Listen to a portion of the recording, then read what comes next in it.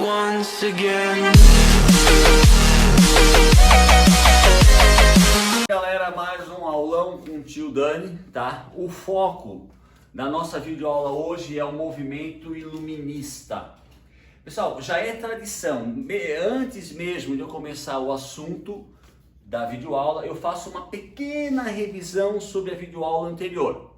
Então, ciclo da mineração, ouro de aluvião, bandeirismo de prospecção, desenvolvimento da região sudeste do Brasil, fortalecimento da pecuária no Nordeste, principalmente no sul do Brasil, mais especificamente no Rio Grande do Sul, os impactos do ciclo do ouro dentro do Brasil e fora do Brasil, tá? Casas de fundição, quinto, movimentos revolucionários, Guerra dos Emboabas, Revolta de Vila Rica, também chamada Revolta Felipe dos Santos, e a famosa Inconfidência Mineira, um movimento mineiro, Brasil, mas de cunho iluminista.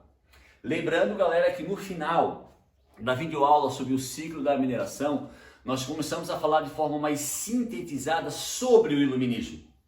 E lá foi dito que o iluminismo é um movimento burguês. Foi um movimento deflagrado na Inglaterra no final do século XVII, mas conhece o seu apogeu no século XVIII, quando ele chega até a França. Lembrando mais uma vez, pessoal, a burguesia, a classe social da burguesia, para quem não lembra, pessoal, burguesia são as pessoas que trabalham com o comércio. A classe da burguesia ali no final do século XVII e no século XVIII não era mais uma classe social em ascensão como era lá no Renascimento Cultural e Científico do século XIV, XV e XVI. Século XVII, principalmente o século XVIII, a burguesia já era uma classe social estabelecida, com um grande poder político e econômico, tanto que ela foi responsável pela deflagração do movimento iluminista. E no finalzinho da videoaula ali do ciclo da mineração, nós citamos, pessoal, os três principais movimentos sociais, políticos e econômicos deflagrados no século XVIII de orientação iluminista: Revolução Francesa, Independência dos Estados Unidos e Revolução Industrial. Que eu particularmente, eu acho que é o mais, eu penso ser o mais importante, mas o mais famoso, pessoal, é a Revolução Francesa, que será o tema da nossa próxima videoaula, tá? Então vamos começar agora, pessoal, oficialmente sobre o movimento iluminista. Ah, professor, quem é esse cara? Pessoal, eu coloquei a foto desse cara porque esse homem, esse filósofo, esse pensador, esse político, não político, pessoal, no sentido partidário, de pertencer a um partido político. Político por discutir, por pensar, por criticar. Lembrem, política, a nossa vida é uma política. A nossa relação entre pai e filho é política. A relação entre esposo e esposa é uma relação política. A relação entre as pessoas de um ambiente de trabalho é uma relação política. Política partidária tem a ver com partidos políticos, mas política em si é a relação entre as pessoas. Então, John Locke, filósofo, pensador, político, ele é considerado o precursor, o criador, o fundador do movimento iluminista. Por isso da foto. E é responsável também, ele é tido como responsável pela criação, pelo fortalecimento do que nós chamamos de liberalismo político, que já vamos ver já já. Beleza, galera? Então acabamos de entrar no movimento iluminista. Pessoal, o iluminismo, como eu já falei anteriormente até no vídeo passado, tá? Ele vai surgir na Inglaterra ali no final do século XVII, 1689, 1688, tá? E o iluminismo, ele vai surgir na Inglaterra no final do século XVII, principalmente devido à deflagração da Revolução Gloriosa. Pessoal, a Revolução Gloriosa foi um movimento revolucionário que foi deflagrado na Inglaterra no final do século XVII. Esse movimento, por que o nome Gloriosa? Desculpa que o pessoal mais tá? Gloriosa, tá? Gloriosa porque foi um movimento revolucionário onde não houve conflito, onde não houve guerra, onde não houve derramamento de sangue. Por um movimento dos vários setores da sociedade inglesa, burguesia, igreja, classe média, militares, o rei Jaime II, na sua tentativa de restabelecer a monarquia absolutista na Inglaterra e o catolicismo, ele é derrubado do poder pela Revolução Gloriosa do final do século XVII. Os fundamentos ideológicos, filosóficos desse movimento revolucionário são os fundamentos do movimento iluminista. John Locke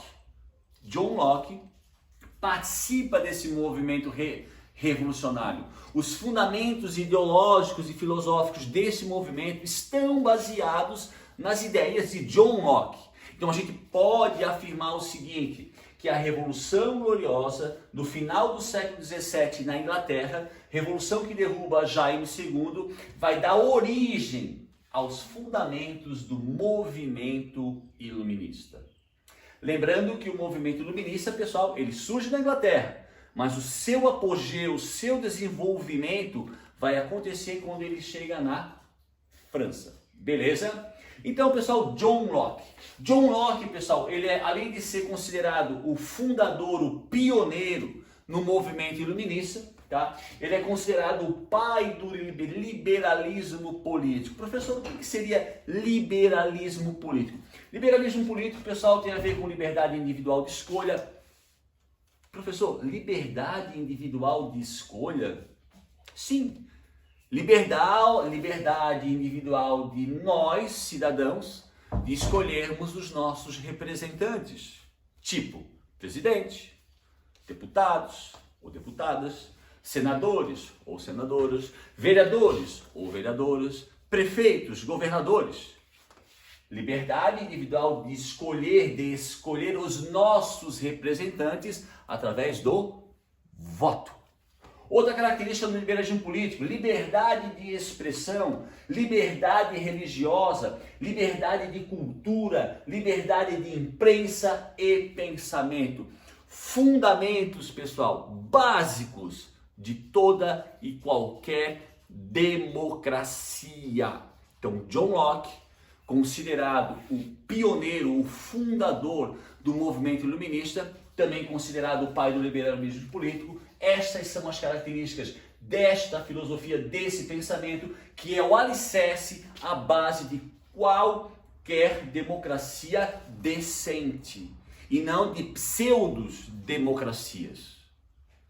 Como diz o ditado, meus queridos, para um bom entendedor, meia palavra basta. Obviamente, pessoal, o movimento iluminista, ele é um movimento burguês. Burguesias são as pessoas que trabalham com o comércio. Então, nada mais óbvio, nada mais natural do que o movimento iluminista defender a propriedade privada. Tá? França. Como eu falei antes, pessoal, quando o iluminismo sai da Inglaterra e ele chega na França o iluminismo vai conhecer o seu apogeu. Mas por que, professor, na França o iluminismo vai conhecer o seu apogeu? Pessoal, a França, eu vou fazer uma pergunta para todos vocês. Quem é considerado até hoje o maior ícone, o maior exemplo do absolutismo monárquico na Europa? Luís XIV. Luís XIV, rei da França. Então, pessoal, ali entre o século XVIII, o século XVII, o século XVI, a França foi palco de inúmeras monarquias absolutistas. E é nessa área dominada pelo absolutismo aonde o movimento iluminista ele ganha força. Por quê? Porque os dois principais objetivos ou as duas principais características do iluminismo é a forte crítica às monarquias absolutistas e a influência da igreja, principalmente a católica, na sociedade. Então, dentre os mais variados, pessoal, objetivos do movimento iluminista, os dois que nós historiadores consideramos os dois principais: a luta contra a monarquia absolutista e a luta contra a forte influência da igreja, seja qualquer uma. A gente fala da Igreja Católica, porque na época a Igreja Católica era sim a maior igreja da Europa, inclusive principalmente dentro da França. A França era um país, pessoal, extremamente católico. Então, combater a influência da igreja na sociedade era sim um dos objetivos dos iluministas. Combater, defender o final das monarquias absolutistas. Não o fim das monarquias. Fim das monarquias absolutistas. Era um dos objetivos do movimento iluminista. E como a França, pessoal, era uma das nações onde a monarquia absolutista ela vivia há muitos séculos, ali floresceu, ali se fortaleceu, ali se desenvolveu o movimento iluminista, e da França ele parte para todo o continente europeu, chegando inclusive a áreas como o Brasil. Exemplo, Inconfidência Mineira, 1789, professor, 1789, Revolução Francesa. Isso não é coincidência. Beleza, galerinha? Aqui, pessoal, eu resolvi colocar uma gravura, um desenho, uma pintura feita de um dos principais personagens que vai estimular, que simboliza o iluminismo, Isaac Newton. Isaac Newton, professor, mas o que Isaac Newton tem a ver com política, monarquia absolutista, religião? Vamos analisar, pessoal, para entender a relação de Isaac Newton, só um momentinho, pessoal, só um momentinho, isso. Para nós entendermos a relação de Isaac Newton com o iluminismo, vamos analisar alguns pensamentos, algumas teorias de alguns pensadores iluministas. Voltaire nascido em 1694 e falecido em 1778. Voltaire, pessoal, ele era um forte crítico da religião, principalmente da religião católica. Nas teorias, nos pensamentos, nas filosofias criadas por Voltaire, ele critica de forma muito incisiva, especialmente a Igreja Católica, ou o cristianismo em geral, chamando o cristianismo de superstição infame. Pessoal, infame é uma denominação pejorativa, tá? E ele, lembrem que eu falei, o iluminismo não é contra a monarquia. O iluminismo combate a monarquia absolutista. Tanto que Voltaire, ele defende uma aproximação entre filósofos e príncipes. Pessoal, príncipes são os nobres, príncipes serão os reis. Então ele defende uma união do pensamento nobre das monarquias com o pensamento iluminista. Por isso que eu friso mais uma vez, destaco mais uma vez. O iluminismo ele não combate a monarquia em si, mas o absolutismo. Beleza? Montesquieu, ou Barão de Montesquieu. Barão, professor.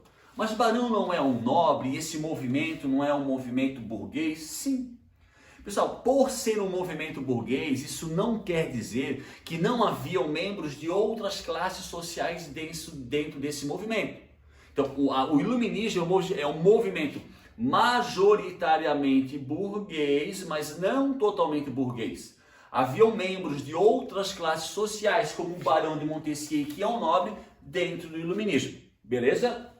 Eu considero, pessoal, particularmente, o Barão de Montesquieu um dos principais ícones, um dos principais pensadores do movimento iluminista. Eu, Daniel Tomazini. Barão de Montesquieu, nascido em 1689, falecido em 1756. O Barão de Montesquieu, pessoal, ele vai dar a ideia, tá, do que hoje nós chamamos de Constituição. O que seria, pessoal, uma Constituição? Um conjunto de leis. Qualquer país, pessoal, por mais, eu vou usar uma expressão um pouco mais comum entre nós, por mais furreca, o que é furreca? Por mais pobre, por mais subdesenvolvidos, por menorzinho, qualquer país tem uma Constituição. Se ela é obedecida ou não, se ela é promulgada ou outorgada, é outros 500. Mas todo país, ou a grande maioria dos países, devem ter uma Constituição.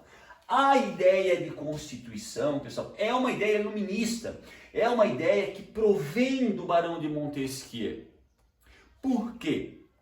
Nas monarquias absolutistas, o rei, por isso o nome absolutista, o rei, o monarca, ou talvez uma rainha, ele criava a lei, ele aprovava a lei, ele julgava as pessoas, ele era tudo, por isso absolutista.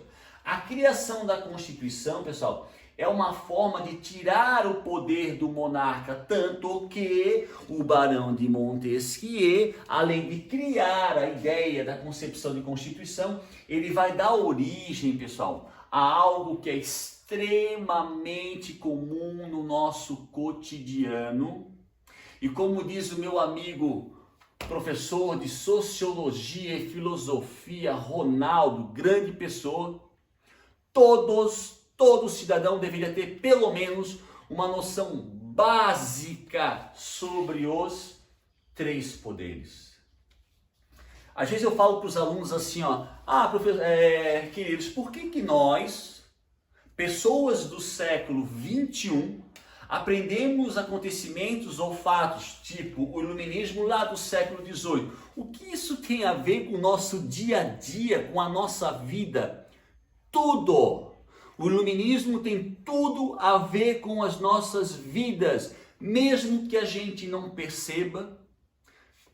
24 horas. Por quê? Primeiro, nós somos o Brasil. Então, as leis que existem no nosso país, elas provêm de uma Constituição. Constituição é uma ideia criada por Montesquieu, iluminismo, século 18. Montesquieu também foi responsável pela criação da ideia dos 3 poderes. Que poderes, professor? O executivo, o legislativo e o judiciário. Pessoal, a existência desses poderes, ela é até presente em ditaduras. Até em ditaduras existe o executivo, o legislativo e o judiciário. Mesmo que um ou outro não funcione plenamente com liberdade, mas eles existem. E essa ideia da criação dos 3 poderes é uma ideia iluminista. Vou dar um exemplo. Quem representa o poder executivo no Brasil? O presidente. Quem representa o poder legislativo no Brasil? Em nível federal, pessoal, em Brasil, deputados e deputadas, senadores e senadoras. Quem representa o judiciário? O Supremo Tribunal Federal, desembargadores, juízes, promotores. Pessoal, essa ideia, isso influencia, porque o legislativo, segundo a concepção iluminista, ele é responsável em legislar. Professor, o que é legislar? Criar as leis. É o legislativo que vai criar a Constituição. E de acordo com o princípio do liberalismo político, liberdade de escolha, quem é que vai escolher o legislativo? A população através do voto. A gente nunca pode esquecer, pessoal, jamais, que quando nós, sejamos homens ou mulheres, quando nós elegemos um deputado, uma deputada, um senador ou uma senadora, nós estamos dando carta brancas a eles para nos representarem lá no Congresso. Quando a gente elege um deputado, uma deputada, um senador e uma senadora, essas pessoas vão criar as leis, vão formular a Constituição que nós teremos que obedecer.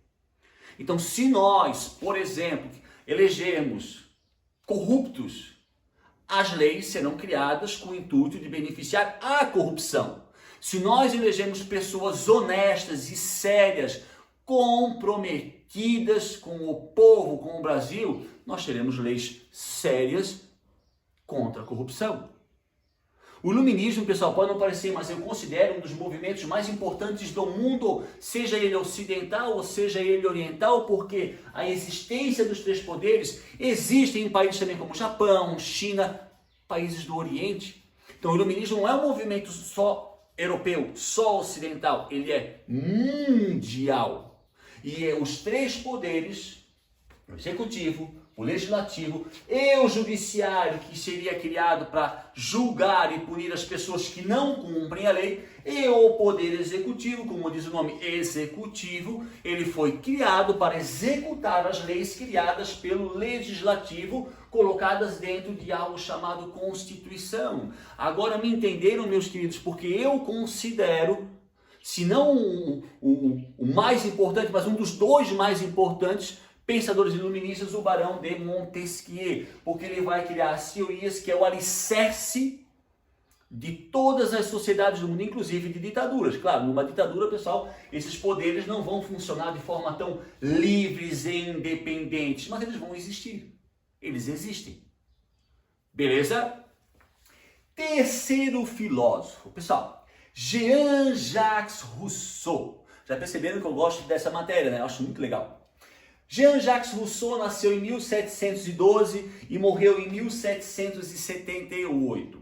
Pessoal, eu até coloquei aqui entre parênteses, mas poderia botar entre aspas também. O Jean-Jacques Rousseau, ele é considerado o patinho, eu uso essa expressão, o patinho feio do movimento iluminista. Por quê, professor? Pessoal, se vocês olharem e lerem, Jean-Jacques Rousseau criticava a propriedade privada e defendia a democracia. Criticava a propriedade privada? Professor, mas o iluminismo não é um movimento burguês? Sim. A burguesia não são os comerciantes? Sim. E a burguesia não são os proprietários? Sim. Por isso que eu uso a denominação, entre aspas, Jean-Jacques Rousseau. Ele era considerado o patinho feio do iluminismo. Por quê? Porque, segundo as ideias criadas por Rousseau, segundo a filosofia criada por Rousseau, ele alegava que todos os males que ocorriam no mundo, eles ocorriam devido à existência da propriedade privada. Então ele acusava a propriedade privada de ser a causa de todos os males existentes no mundo. Então ele era um iluminista, mas um crítico da propriedade privada. E pessoal, o iluminismo é um movimento burguês. A burguesia está alicerçada na propriedade privada. Até porque uma sociedade socialista, por que não existe burguesia? Porque não há propriedade privada. Aonde há propriedade privada, há burguesia. Então o movimento iluminista, sendo um movimento burguês, ele defende a propriedade privada. Rousseau não. Rousseau ele é um crítico veemente da propriedade privada, por isso que eu, professor Daniel Tomazini, professor de História, chamo Rousseau de o patinho feio do iluminismo. Rousseau também é um defensor da democracia. Rousseau afirmava, a ele atribuída essa afirmação, é claro, que o que prevalece na sociedade é a escolha da maioria. Então há uma eleição, uma maioria vai eleger tais candidatos, nós, minorias, temos que aceitar o resultado.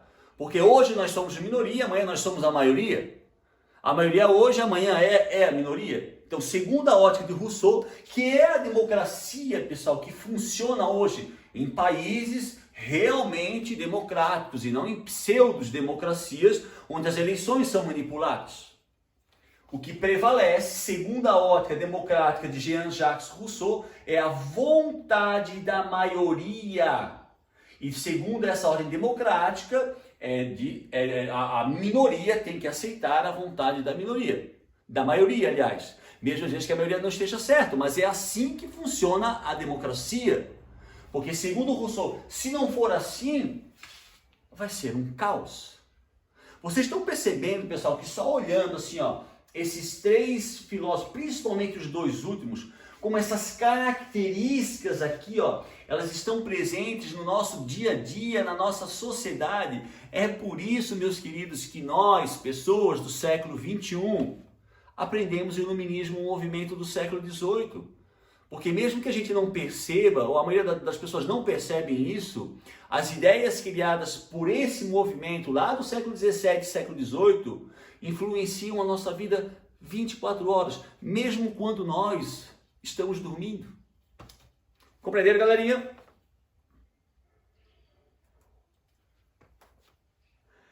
Pessoal, só um minutinho, galerinha, só um instantinho, ver se eu não estou apertando demais. Não. Tá.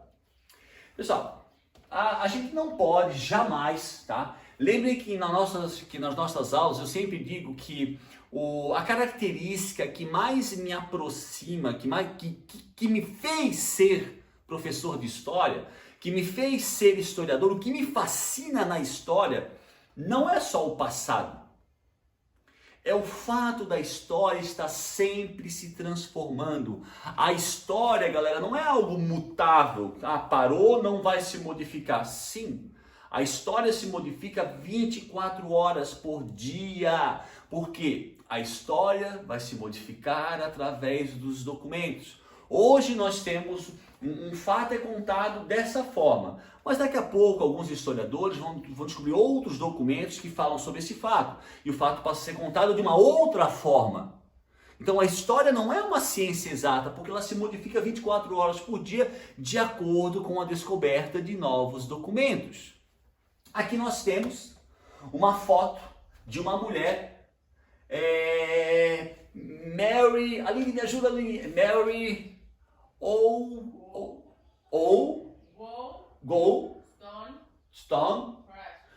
Mary Wollstonecraft. Acho que é assim, né? Perdoe se eu errei, pessoal. Perdoe. Meu inglês é meio, apesar de bem, mas é ruim. Pessoal, essa mulher, a Mary, tá? Ela é uma mulher, ela é uma representante do iluminismo. Lembrando, meus queridos, o movimento iluminista, ele é um movimento que fala sobre democracia, Constituição, os três poderes, todos iguais perante a lei, barará, barará, bararum, biririm. Só que ele é um movimento extremamente patriarcal. Ele é um movimento quase que todo majoritariamente masculino. E durante muito long time, as mulheres foram simplesmente apagadas do movimento iluminista. Aliás, pessoal, como eu disse agora, a história é uma ciência que ela não é exata, graças a Deus. Nada contra as ciências exatas, pelo amor de Deus. Mas a história se transforma. Então, um professor de história, o historiador, ele tem que estar estudando 24 horas por dia. Porque o que eu ensino hoje é uma verdade. Mas essa verdade daqui a 15 anos é uma outra verdade, daqui a 30 é uma outra verdade. Pessoal, a história das mulheres, durante muito tempo, as mulheres foram simplesmente apagadas dos livros de história. Professor, então quer dizer que elas não participaram da história? Claro que participaram. Mas quem escrevia a história? Quem é que tinha acesso à educação e à escrita e à alfabetização? Os homens. E aí os homens escreviam a história, fazendo o quê? Exaltando a sua própria figura e retirando a mulher, ou quando colocando a mulher na história, denegrindo a sua história. Mas nos últimos 100, 140 anos, as mulheres tiveram acesso à educação, à alfabetização. O que quer dizer isso, professor? Ensino infantil, Fundamental 1, Fundamental 2, médio, universitário, mestrado. E as mulheres passaram a escrever a sua própria história. Por isso que hoje elas aparecem com mais frequência nos livros de história. Porque as mulheres passaram a escrever a sua própria história. Elas não se tornaram mais dependentes da visão masculina para escrever a história. E aqui estamos nós analisando a Mary, eu não vou falar assim o nome porque eu vou falar de novo, a Mary, que ela é considerada uma representante do movimento iluminista inglesa. A Mary, pessoal, ela fez uma obra em 1792, finalzinho do século XVIII, chamada Defesa dos Direitos da Mulher. Pessoal, uma mulher fez uma obra no final do século XVIII, só para lembrar-lhes que, por exemplo, em países como Estados Unidos, Alemanha, Inglaterra, as mulheres só passaram a ter direito ao voto em 1918, 1919, 1920, no final do século XVIII, muito tempo antes, numa sociedade extremamente patriarcal, porque o movimento iluminista, apesar de ter aspectos positivos, era um movimento patriarcal. Essa mulher, a Mary, criou uma obra, A Defesa dos Direitos da Mulher, onde ela falava sobre a educação das mulheres, o que nós falamos agora. A educação liberta. O acesso ao conhecimento liberta, pessoal. Quanto mais conhecimento vocês tiverem, como homens, como mulheres, mais livres vocês são. Porque quanto mais conhecimento uma pessoa tem, mais difícil dessa pessoa ser manipulada. Ela falava sobre direito do voto. As mulheres só vão ter direito ao voto na Europa só no início do século XX, ela está no final do século XVIII. E igualdade no casamento, direito à propriedade. A mulher não tinha nem o direito. O marido morre. Então, você tem uma casa, sei lá, tem terra. A mulher não tinha direito a herdar as propriedades do próprio marido. Então, ela vivia numa sociedade extremamente... Mary Wollstonecraft. Agora eu acho que eu acertei. Essa mulher, ela é considerada a fundadora do feminismo, ou a fundadora do movimento, não digo movimento, mas da ideia do feminismo. Mary Wollstonecraft, ela é considerada a fundadora do feminismo. Eu sempre digo isso a Aline, digo isso a minha querida mãe, as minhas alunas. Pessoal, a maioria dos direitos que as mulheres têm hoje, todos, seja qualquer um, vocês não acham que foi adquirido e conquistado porque os homens bonzinhos resolveram dar direitos às mulheres? Não! Porque mulheres do passado mataram, lutaram, foram humilhadas, foram para a rua, foram jogadas para a rua pelos próprios maridos, lutaram por esses direitos. Todos os direitos que as mulheres têm hoje em qualquer lugar do mundo foi conquistado através da luta das mulheres e não por uma benevolência masculina. Se as mulheres fossem esperar o homem criar alguma coisa, a gente esperar sentada. Foram as mulheres como Mary Wollstonecraft que lutaram por esses direitos. Isso a gente vai falar um pouquinho mais, pessoal, durante a Revolução Francesa.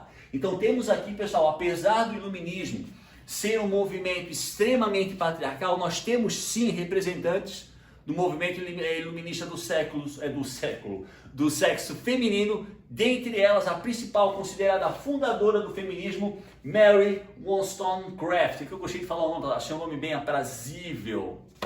E por que elas aparecem hoje na história? Porque a mulher, a partir de ter acesso à educação, passou a escrever a sua própria história. Certo, meninas? Sigam o exemplo, não se acomodem, não se acomodem. Vamos tocando aula, me empolgo demais. Um outro pensador que eu considero, junto com Barão de Montesquieu, um dos mais importantes, um dos mais significativos do movimento iluminista é Adam Smith. Adam Smith, pessoal, através da obra Riqueza das Nações, a obra Riqueza das Nações, escrita e elaborada por Adam Smith, ele é considerado o criador, o percussor do liberalismo econômico que nós chamamos de capitalismo. Então, em linhas gerais, de forma mais geral, mais sintetizada, Adam Smith é o pensador iluminista responsável pela criação do capitalismo. Critiquem ou não, gostem ou não do capitalismo, mas a grande maioria dos países do mundo hoje são capitalistas. Beleza? Características do liberalismo econômico, também chamado de capitalismo. Não intervenção do Estado na economia. Então, o capitalismo ou o liberalismo econômico, tá? Criado por Adam Smith. A gente não pode esquecer, pessoal, que quando Adam Smith, ali no século XVIII, ele cria a Riqueza das Nações, que é a obra, isso dá origem ao capitalismo, o mundo vivia sob a tutela de um sistema econômico chamado de mercantilismo, usado por Portugal e Espanha durante a colonização do Brasil, o Brasil da América, usado pelos ingleses quando colonizaram a América. Então, o mercantilismo, pessoal, que é um sistema econômico, ele foi usado ali entre o século XV, XVI, XVII até a metade do século XVIII, e o mercantilismo, ele defendia a ideia de que o Estado deveria interferir em tudo. inclusive na monarquia, aliás, inclusive na economia. E o mercantilismo, ele existiu durante o período das monarquias absolutistas. O Adam Smith, que é um ícone do movimento iluminista, através da obra Riqueza das Nações, ele dá origem ao liberalismo que hoje nós chamamos de capitalismo, e o capitalismo ele bate de frente com o mercantilismo. O iluminismo, pessoal, do século XVIII, ele traz uma nova ideia, diferente daquelas ideias que vinham do século XV, XVI, XVII, monarquia, forte influência da igreja, forte influência do Estado em tudo, inclusive na economia. Ele bate de frente com essas ideias. E no liberalismo de Adam Smith, ele prega a não intervenção do Estado na economia. Então, que o Estado deveria se preocupar com outras coisas e não interferir na economia. A livre concorrência, livre consumo e a livre iniciativa. Tem um negocinho aqui que vocês devem estar... Pessoal, o pessoal ali embaixo de mão invisível. O que é mão invisível? Pessoal, quando Adam Smith ele prega, através do liberalismo econômico, a não intervenção do Estado na economia, o que ele quer dizer? Por que o Estado não deveria, ou não seria necessário a intervenção do Estado? Porque, vou dar um exemplo, um cara começa a produzir calçado. Se ele jogar muito calçado para vender na ajuda, tem um monte de calçado na cidade toda, mas a população não é uma população grande. Então não vai ter muita gente para comprar esse calçado, mas ele precisa vender. Ele vai ter que baixar o preço, sem a necessidade da intervenção do Estado.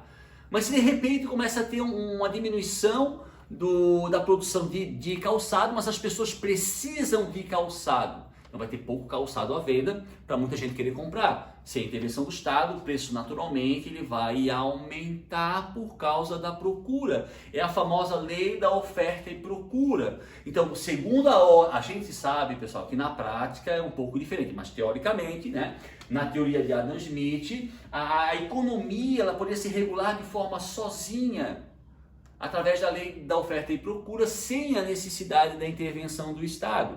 Lembrem, pessoal, isso tudo é teoria, nós já sabemos, eu com 45 anos, vocês com 15, 14, 16, 17, 18, que na prática a coisa é um pouco diferente, mas isso são teorias, tá? Então a mão invisível, entre aspas, é uma das principais características dessa filosofia, dessa ideia criada por Adam Smith. Liberalismo econômico vai dar origem ao capitalismo, que no final, na metade do século XVIII na Inglaterra, vai dar origem à Revolução Industrial.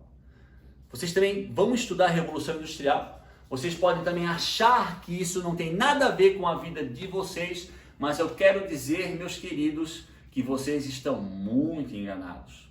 O que aconteceu na Revolução Industrial, porque a base ideológica da Revolução Industrial é o liberalismo econômico. São essas características. O mundo é o que ele é hoje por causa da Revolução Industrial. Porque, em linhas gerais, o que foi a Revolução Industrial? Foi quando a Inglaterra foi o primeiro país do mundo, na metade do século XVIII, a substituir o trabalho manual, artesanal, pelo trabalho das máquinas. Tudo mudou. Indústria, Revolução Industrial. A nossa vida é, hoje, uma consequência da Revolução Industrial, que é um movimento baseado no liberalismo econômico, que é uma ideia nascida dentro do iluminismo. Pessoal, antes de eu explicar essa foto, essa imagem, essa expressão, lá no finalzinho do nosso vídeo, Ciclo da Mineração, eu citei uma característica principal do iluminismo. Eu botei luzes, tanto que o nome iluminismo vem de luzes. O que luzes? Segundo a ótica iluminista, a razão, que é baseada na ciência, vai iluminar a mente das pessoas. O iluminismo, pessoal, ele é um movimento político, social, econômico, mas ele tem como base a racionalidade, a razão, o pensamento científico. Por isso que no início da nossa aula nós utilizamos uma figura de Isaac Newton, considerado o pai da física. Desculpe, professor de física, se eu estou falando alguma besteira, Mas é que eu saiba, o Isaac Newton é considerado o pai da física. Beleza? Pessoal, aqui temos uma expressão: déspotas esclarecidos. Déspota, vou dar um exemplo de um déspota, Hitler. Vou dar um exemplo de um outro déspota, Stalin. Vou dar um exemplo de um outro déspota, Mao Tse-tung. Vou dar um exemplo de outro déspota, Fidel Castro. Apesar que alguns pensam que não, mas era. Tá? Vou dar um exemplo de um outro déspota, Mussolini, Júlio César, Nicolau II. Então, déspota, pessoal, seriam ditadores, seriam reis absolutistas. Isso é um déspota. Agora, esclarecido. Pessoal, quando o iluminismo ele é deflagrado no final do século XVII na Inglaterra, através da Revolução Gloriosa, com as teorias criadas por John Locke, pai do liberalismo político, o pai do liberalismo econômico é Adam Smith, não esqueçam disso. O iluminismo chega na França porque a França era um terreno, uma área fértil para a monarquia absolutista, e um dos principais objetivos do iluminismo era combater a monarquia absolutista. Essas ideias iluministas, elas vão se fortalecer, vão se propagar para todo o continente europeu. E vários monarcas vão se sentir ameaçados pelas ideias iluministas. Alguns reis e algumas rainhas vão começar a adotar dentro de seus territórios, dentro de seus reinos, ideias iluministas. Esses monarcas, ou essas monarcas, quando eles passam a utilizar ideias iluministas dentro dos seus reinos, eles vão se chamar de déspotas esclarecidos. Então, déspotas esclarecidos seriam reis e rainhas que vão adotar ideias iluministas. Nossa, professor, então quer dizer que eles eram iluministas? Não! Porque um dos principais objetivos do iluminismo é o fim da monarquia absolutista.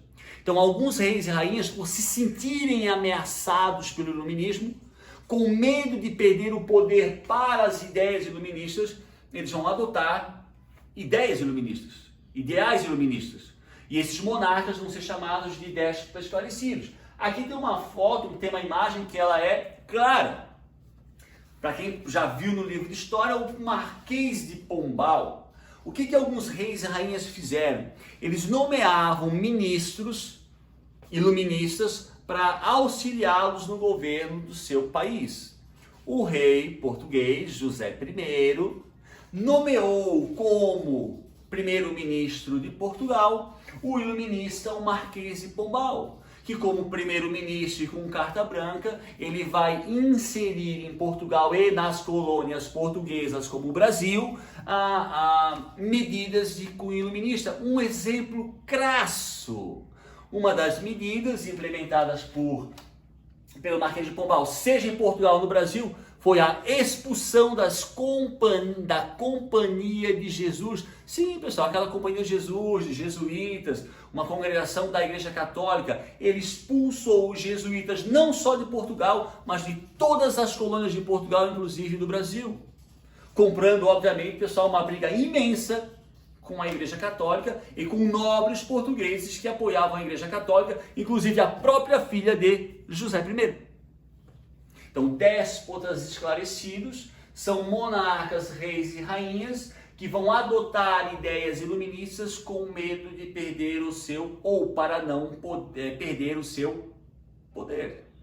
Compreenderam? Para nós finalizarmos a nossa aula sobre iluminismo, pessoal, vocês que têm 15, 14, 16, 17, 18, de repente vocês olham, o que é isso, professor? Pessoal, quando eu tinha 14, 15 anos, tá, eu sei que é papo de velho, mas eu vou falar. Quando eu tinha 14, 15, 16 anos, tá, não tinha internet. Não tinha. A internet foi criada nos Estados Unidos ali em 1989, 1990, e mesmo quando ela foi criada lá, até chegar aqui demorou alguns anos. Quando no colégio, pessoal, na escola, os professores mandavam, pediam para nós fazermos trabalhos, nós pesquisávamos em livro com uma Barça britânica. Perguntem para o pai de vocês, para a mãe de vocês, para os tios, para o vô, para a avó. O que é a Barça Britânica? Pessoal, a Barça Britânica é claro. Pessoal, quem tem 40 anos, 35, 45, 50, a Barça Britânica é um clássico. O que é uma Barça Britânica? É um conjunto de livros com os mais variados assuntos. Cansei na minha adolescência, pessoal, eu cansei de fazer pesquisa, principalmente para história e geografia na Barça Britânica. Essa é mais escurinha, mas a que a que meu pai tinha comprado era vermelha. A vermelha também é bem clássica. Tá, beleza, professor? O senhor veio com esse papo de velho aí, mas o que isso tem a ver com o iluminismo? Pessoal, o que adianta, por exemplo, um cientista dizer, eu descobri a cura do coronavírus. Suponhamos, ele descobriu a cura, mas ele é um cientista egoísta e não falou para ninguém, foi tomar banho, caiu e morreu. O que adiantou ele descobrir a cura do coronavírus, a vacina, se ele, num ar de egoísmo, não quis falar para ninguém e morreu? A vacina morreu com ele. O que isso tem a ver com o iluminismo e com a Barça? Os iluministas criaram várias e várias ideias e teorias e pensamentos.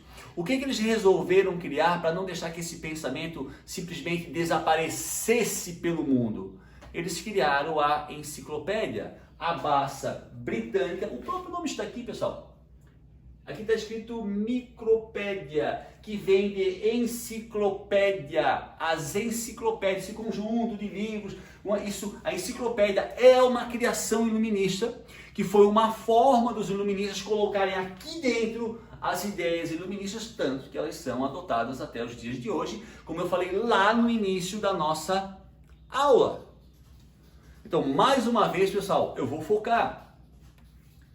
Nós temos sempre aquela ideia, nós vivemos no século 21, então o que aconteceu antes não presta. Não, nós somos uma consequência do passado. O futuro será a consequência do nosso presente. Que bonito, tá? Então, o iluminismo, mesmo que a gente não perceba, ele nos influencia 24 horas por dia. Por isso que nós aprendemos eles na aula de história. Beleza? E pessoal, antes de nós finalizarmos de forma definitiva a nossa aula, quero adiantar um pouquinho o assunto da nossa próxima videoaula. Falaremos, pessoal, da colonização dos Estados Unidos da América. Esse será o nosso próximo assunto. Vamos focar na colonização dos Estados Unidos da América. Lembrando-lhes que os Estados Unidos é a quarta maior nação do mundo, só é maior que o Brasil por causa do Alasca, que fica lá entre o Canadá e a Rússia, que foi uma parte dos Estados Unidos comprada foi uma parte da Rússia comprada pelos Estados Unidos, tá? Então nós vamos iniciar falando sobre a criação das 13 colônias. Os Estados Unidos eram uma colônia inglesa.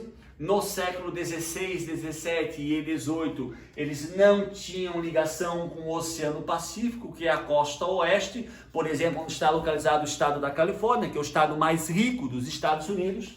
Os Estados Unidos começa lá no século XVI e XVII, com a criação das 13 colônias banhadas pelo Oceano Atlântico, aí as colônias do norte, as colônias do meio e as colônias do sul.